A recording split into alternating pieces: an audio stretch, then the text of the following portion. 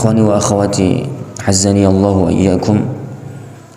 Kembali Allah pertemukan kita di subuh yang sangat mulia ini, subuh di mana baru saja kita isi dengan satu ibadah yang sangat agung, yaitu menunaikan kewajiban pelaksanaan sholat subuh berjamaah.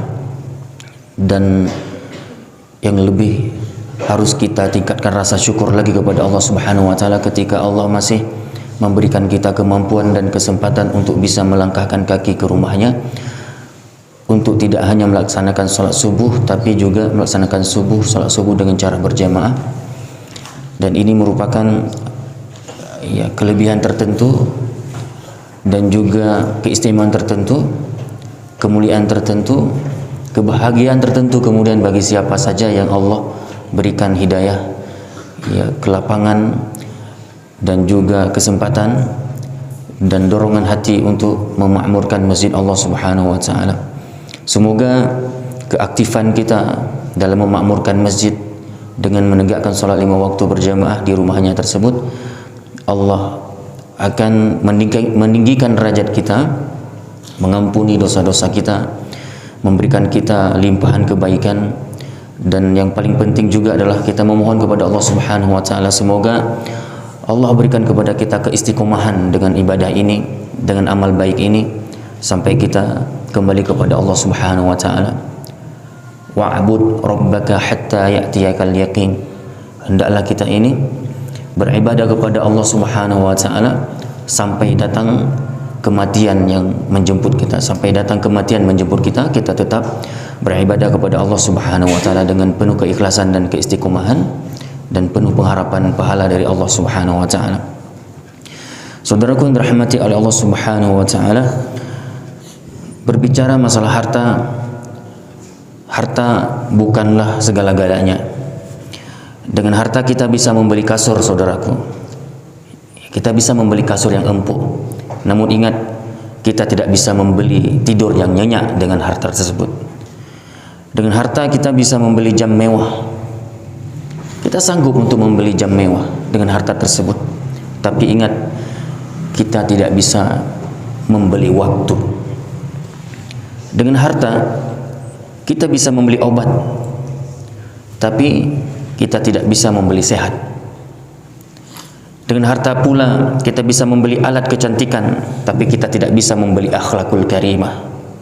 Kita bisa membeli bermacam-macam alat kecantikan, alat-alat untuk memperganteng diri juga.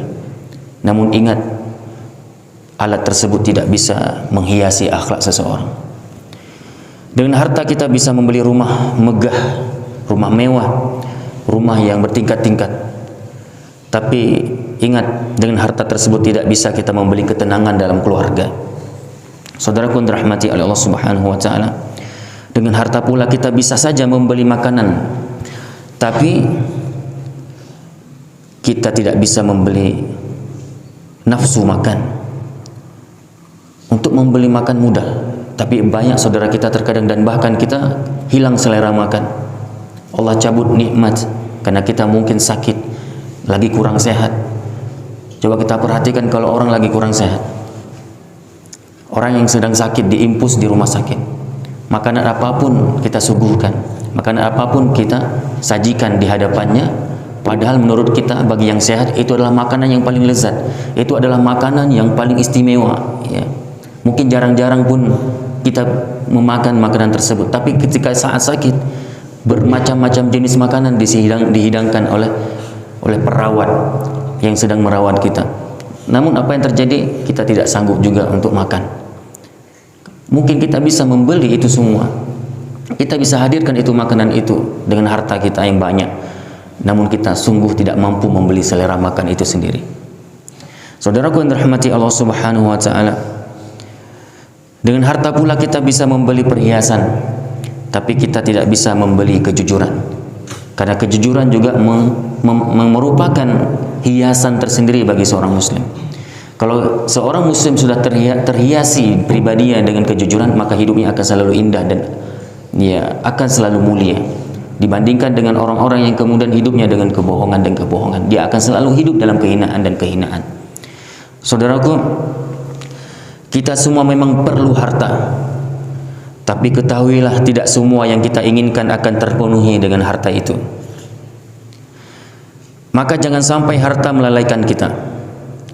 Ma'asyiral muslimin, jangan sampai kita terlalaikan dengan harta kita dan menjadi tujuan utama hidup ini.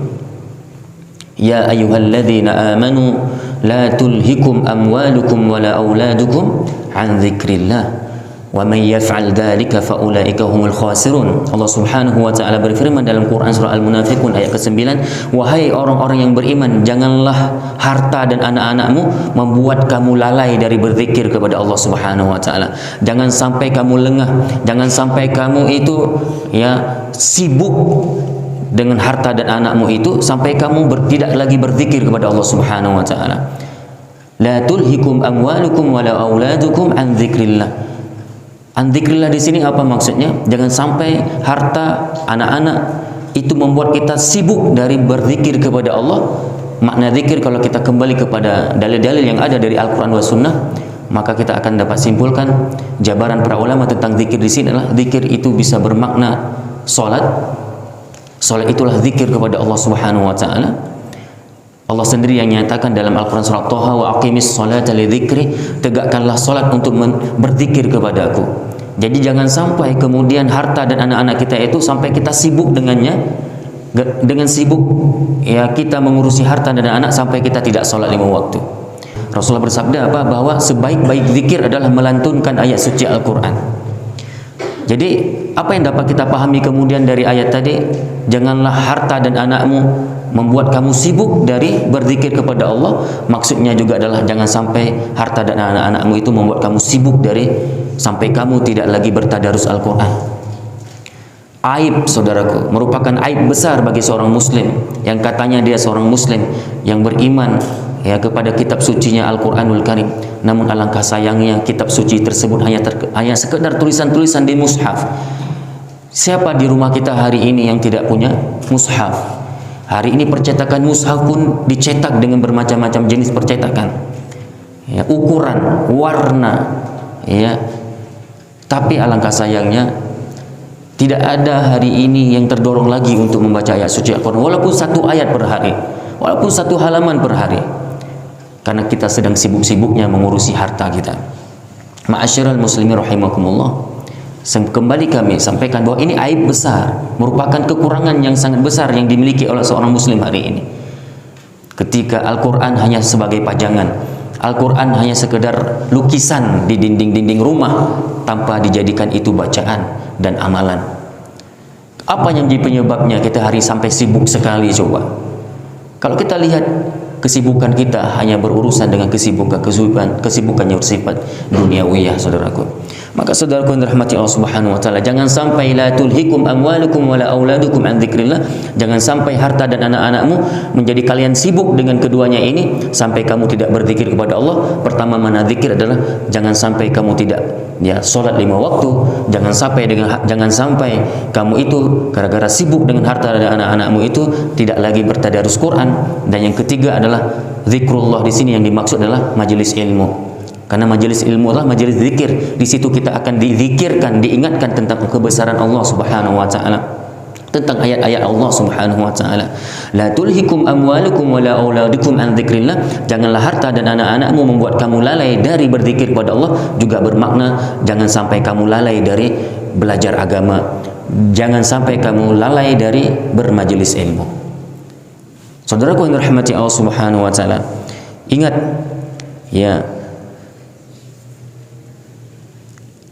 bahwa lomba ataupun perlombaan yang paling melelahkan adalah lomba untuk mengejar dunia, karena dia tidak ada titik finish, tidak ada garis finishnya, saudaraku, kecuali kematian. Maka mengejar dunia adalah mengejar sesuatu yang sangat susah. Ibnu Qayyim rahimahullah mengatakan apa? Orang yang sedang mengejar dunia seakan-akan dia sedang mengejar bayangannya sendiri. Coba kita kejar bayangan kita, dia akan lari dan lari juga, nggak akan bisa kita dapatkan ia. Nah, ketika kita yang lari dari bayangan tersebut, maka bayangan itulah yang akan mengejar kita, sehingga kita akan lelah dikejar-kejar dunia. Dan kalaupun kita yang mengejarnya, dia akan juga berlari bagaikan mengejar bayangan. Saudaraku yang dirahmati Allah Subhanahu wa taala, sebab memang tabiat manusia itu tidak akan pernah puas dengan harta. Ia ingin memiliki lagi dan lagi. Itu memang sudah tabiat manusia. Udah dapat, ingin lagi. Karena apa? Kita hari ini selalu menata hidup kita, memanage hidup kita sesuai dengan keinginan, bukan dengan sesuai kebutuhan. Jadi kalau kita coba-coba hidup, menjalani kehidupan, ya, menjalani kehidupan ini sesuai dengan keinginan, bukan sesuai dengan kebutuhan, maka itu ingat kita sedang menyiksa diri kita. Karena semua kita inginkan. Sudah dapat HP ini, kita ingin HP yang baru. Sudah kita miliki pakaian, baru aja kemarin kita beli itu pakaian dan celana, kepingin lagi pakaian yang lain. Kita sudah memiliki kendaraan, ya, kita sudah memiliki motor, kepingin motor yang lain. Bagi kita yang sudah memiliki mobil, nggak senang, nggak suka, bosan dengan mobil A, kepingin mobil B. Ya, karena apa? Kita tidak lagi hidup sesuai dengan kebutuhan, padahal butuh pun tidak itu. Ya, ingin ini dan ingin itu. Coba kalau hidup ini sesuai dengan kebutuhan, butuh enggak? Kalau enggak butuh, tahan diri kita. Jangan paksakan untuk mengikuti keinginan diri kita, karena manusia memang tabiatnya tidak akan pernah puas dengan dunia ini. Saudaraku yang dirahmati Allah Subhanahu wa taala, kalau memang kita masih di level sepeda, jangan coba-coba kita memaksa diri untuk hidup di level supra. Kalau memang kita sedang memang Allah takdirkan hidup di masa-masa kita memang mampunya di masa-masa ataupun di level ya supra, jangan paksakan diri kita untuk hidup di level Avanza. Bagi kita yang sedang hidup di level Avanza, jangan paksakan diri untuk hidup di level Innova, ya kan? Dan seterusnya. Karena memaksa diri untuk itu, kita sedang menyiksa diri kita. Saudaraku yang dirahmati Allah Subhanahu wa taala, maka miskin itu adalah bukan di harta. Miskin itu di mata. Mata kita yang membuat miskin. Ini ingin, ini itu, ingat, lihat ini ingin, lihat yang itu juga kepingin. Apapun yang kita lihat, kita kepingin untuk memilikinya. Jadi sebenarnya bukan kita yang miskin, mata kita yang buat kita miskin ini. Maka perlu kemudian kita jaga mata kita dari pandangan-pandangan dunia yang menipu ini. Ma'asyiral muslimin rahimakumullah. Ya, manusia sekali lagi tidak akan pernah puas dengan dunia ini. Meskipun dia sudah mendapatkan dunia itu, meskipun dia sudah bergelimang, dia sudah menumpuk, ya, sudah sangat banyak harta yang ia miliki, tapi dia belum puas juga. Dia kepingin dan kepingin. Maka kita lihat hari ini koruptor-koruptor di negeri kita ini. Mereka yang mengambil yang rakus-rakus terhadap uang negara, uang masyarakat, uang fakir miskin dia rampas, dia ambil. Siapa sih mereka koruptor ini? Apakah mereka orang miskin? Bukan, mereka orang-orang kaya yang Allah berikan kekayaan kepada mereka. Namun tetap mereka juga rakus. Kenapa? Itulah harta. Harta ini ya menipu. Harta ini bisa menjerumuskan kita ke dalam kemaksiatan, dalam kemurkaan Allah Subhanahu wa taala. Nah, saudaraku, Ibnu Abbas radhiyallahu anhuma ia berkata bahwasanya Rasulullah sallallahu alaihi wasallam bersabda, "Lau anna li bani Adama wadiyan min dhahabin ahabba an yakuna lahu wadiyani walan yamla'a fahu illa at-turabu wa yatubu Allahu ala man taba." Seandainya seseorang anak Adam memiliki satu lembah emas, satu lembah, saudaraku, kata Rasulullah. Lembah itu berarti luas.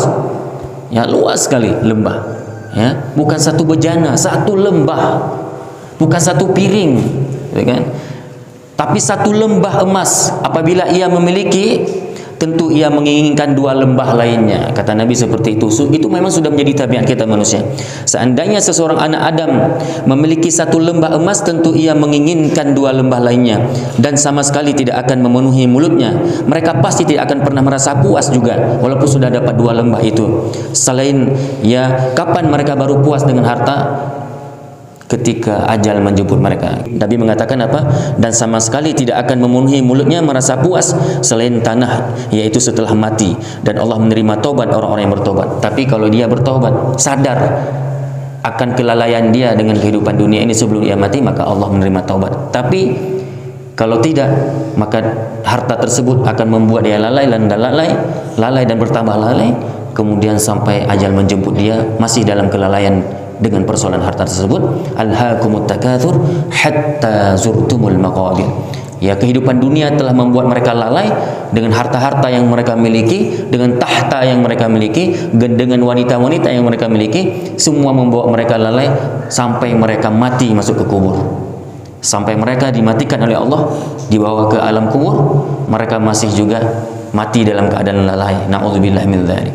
Ma'asyiral muslimin rahimakumullah, maka dari itu kita perlu berlindung kepada Allah Subhanahu wa taala dari kelalaian ini, dari al-ghaflah, karena kelalaian akan menghadirkan ataupun melahirkan ataupun akan mengakhirkan kehidupan kita ini dengan kebinasaan. Semoga harta yang telah Allah titipkan kepada kita ini benar-benar kita manfaatkan di jalan Allah Subhanahu wa taala. Jangan sampai hidup ini bertujuan hanya dan hanya untuk meraih harta dunia, tapi kita melupakan yang akhirat kita yang abadi. Bukan sekali lagi kita tidak boleh punya harta. Silahkan kita mendapatkan harta sebanyak-banyaknya. Orang Islam perlu kaya memang, orang Islam perlu banyak harta, tapi ingat harta itu ditujukan kembali kepada Allah Subhanahu wa taala. Ma'asyiral muslimin rahimakumullah, ini yang dapat kami sampaikan. Mudah-mudahan apa yang kami sampaikan ini bisa kita ambil manfaat darinya. Subhanakallahumma bihamdika asyhadu an la ilaha illa anta astaghfiruka wa atubu ilaik. Wa akhiru da'wana alhamdulillahirabbil alamin. Assalamualaikum warahmatullahi wabarakatuh.